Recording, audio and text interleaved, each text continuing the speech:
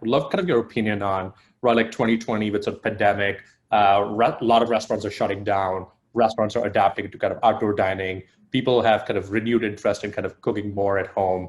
I also feel like there's other trends around kind of healthy cooking, more focus on food. But how do you see kind of the systemic changes, even from the perspective of your organization, but just kind of like, what are some of the opportunities that we should be thinking about to take advantage of these broad changes?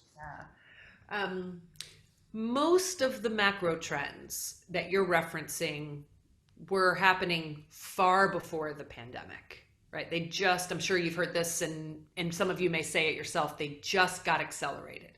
There is only one macro trend that is actually new because of the pandemic, and it is the consumer intentional focus and concern on health and safety. That is new. Right?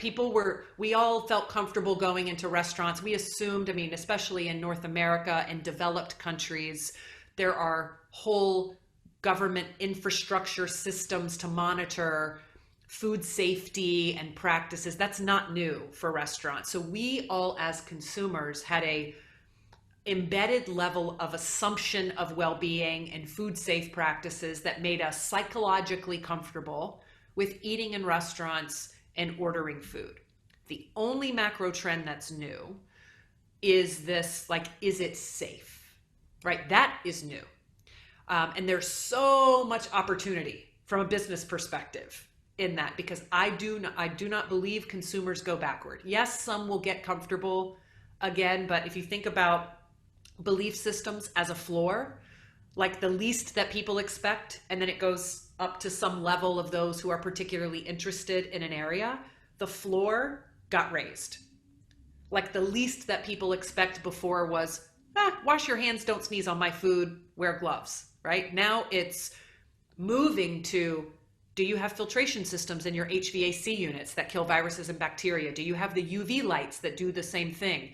Do you have hand sanitizers? Do you have these other practices? How do I know as a consumer? How do I trust that as like, there is so much commercial opportunity for restaurants that is actually not hard to find, because many of these systems and processes have been in place in places like hospitals, and other high risk environments. There is like a mind blowing.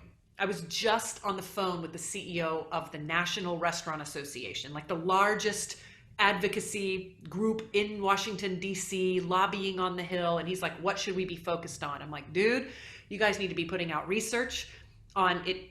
Really, what does it take to be safe in a restaurant and to handle food? What does and doesn't travel? You need to be advocating for the technologies. You need to be helping restaurant companies, because it's such a fragmented industry, finding these technologies. Like, it is massive. I mean, decades ago, you didn't have to used to have hoods over your ovens, right? It was, some restaurateurs did it because it made the environment less smoky and clear. And then, so leaders did it optionally.